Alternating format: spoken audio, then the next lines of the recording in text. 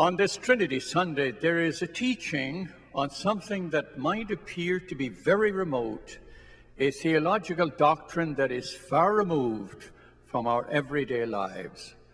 So let me look at the Trinity and try to connect with the presence of Trinity God in our daily lives.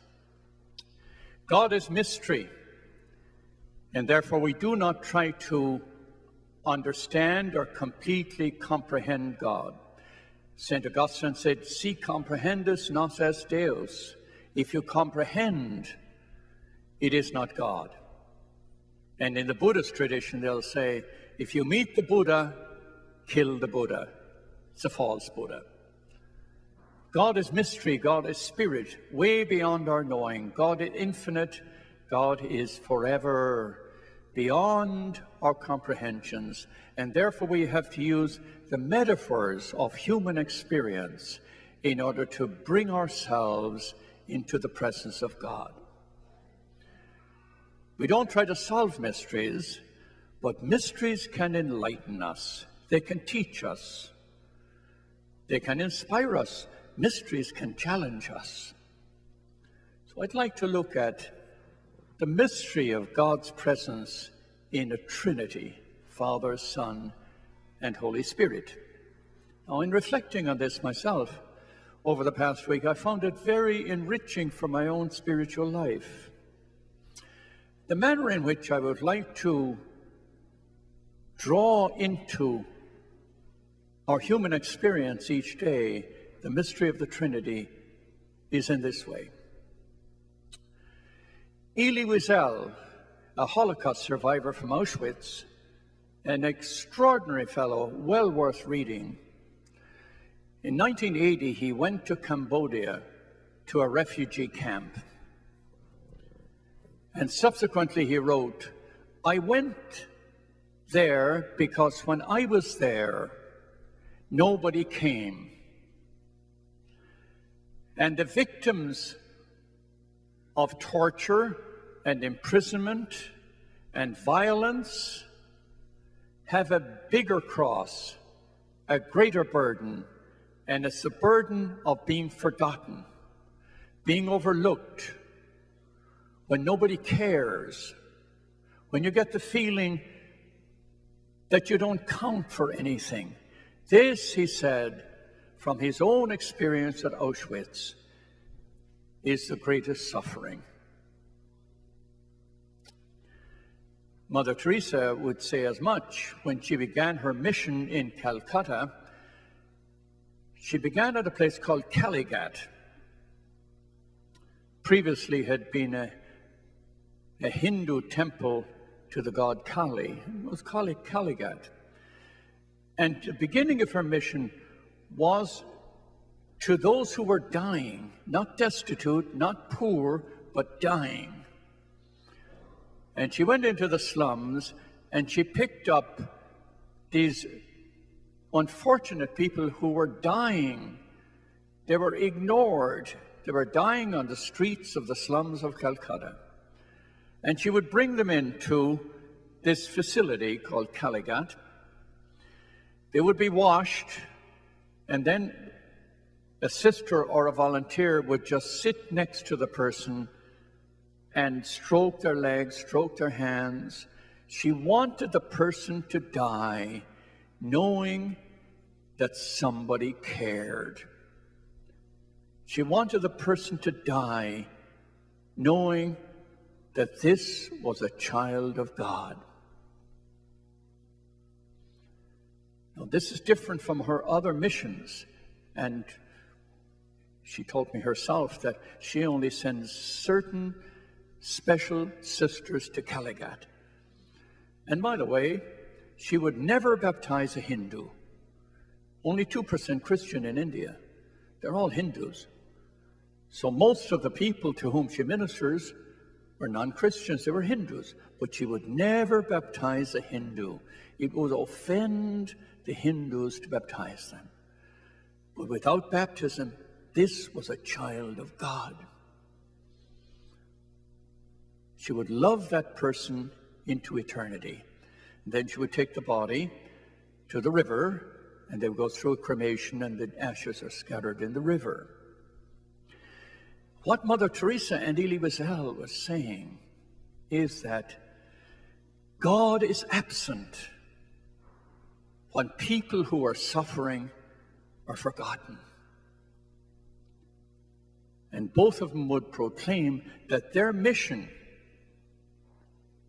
in caring for people in crisis was to make God present. Now, why is it that the greatest cross and the greatest burden is abandonment and being forgotten, being misunderstood?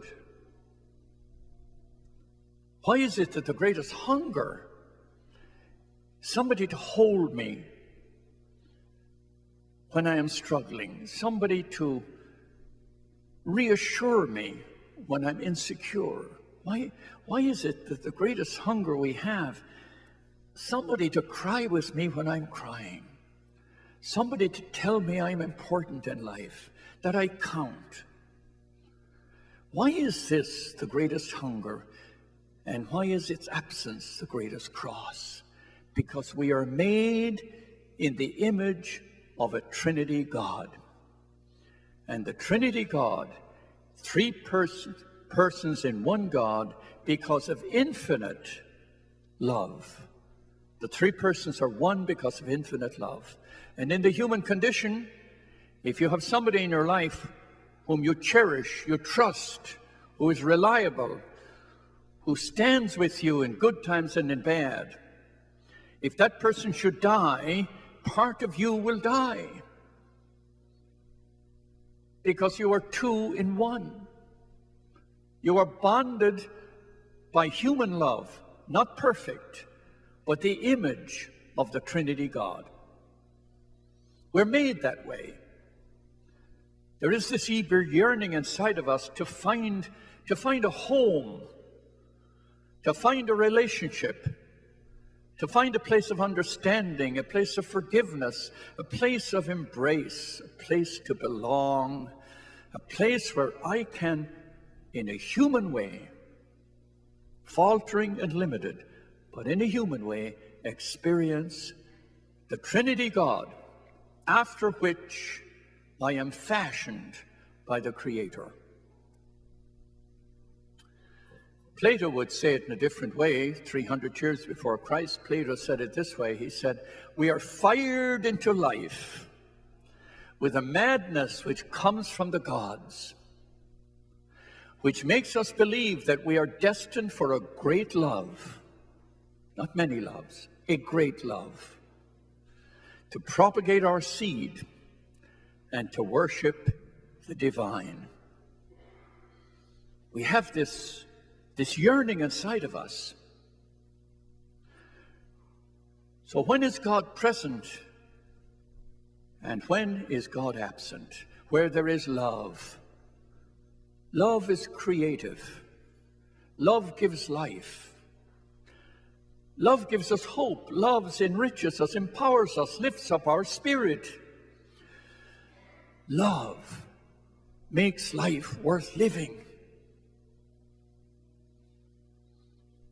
The absence of love, anger, greed, bitterness, division, eclipses God's presence and diminishes us. I don't care if you're an elder in a rest home or you're a teenager searching for the meaning of life. If you're in a relationship that's struggling or you're in a relationship that's bonded, we all share the human condition of yearning to experience God in a relationship of love. Look around.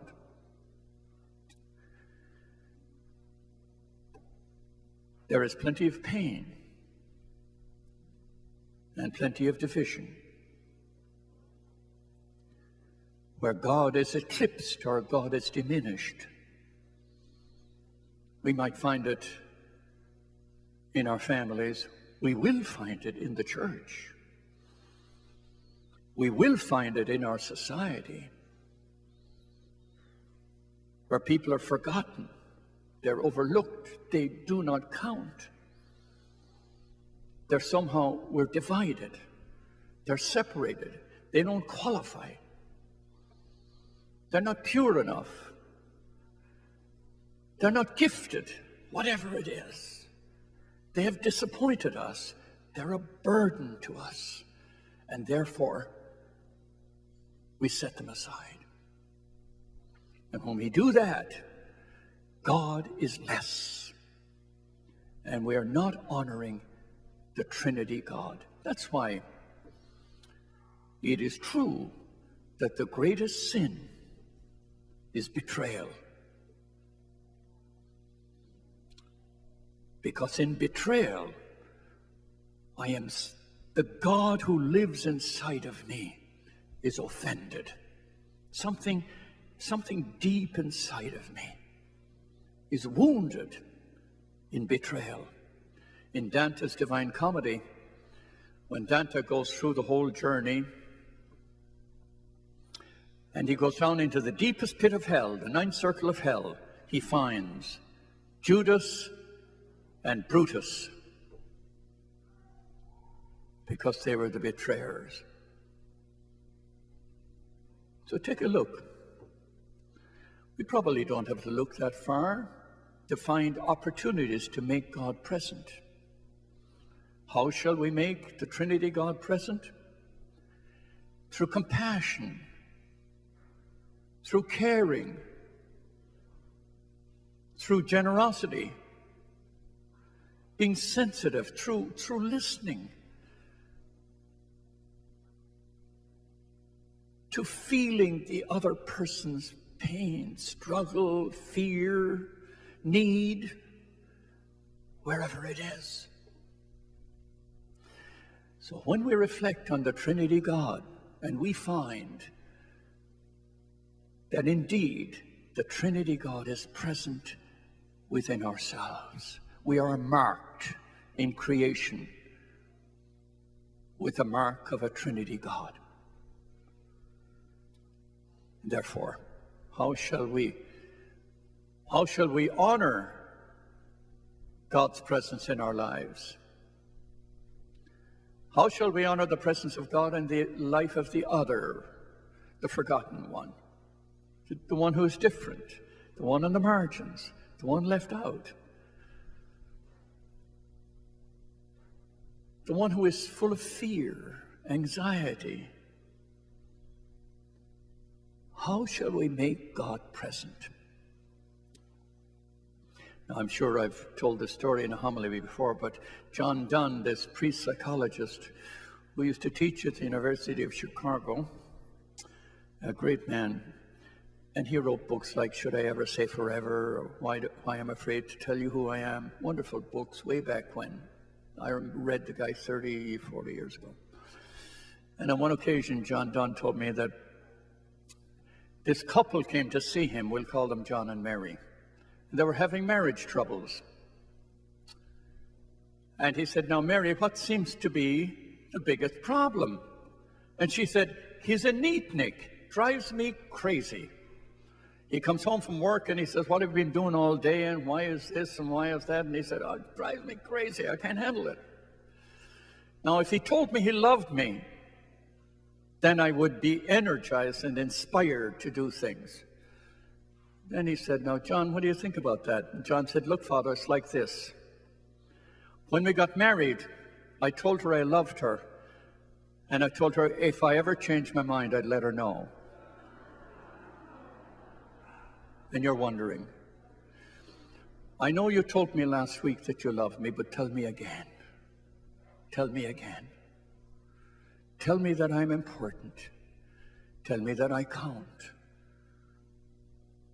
Not just on Mother's Day or Father's Day, not on the anniversary or not just for Christmas, but keep God's presence in me alive. That's the Trinity God in me and in you.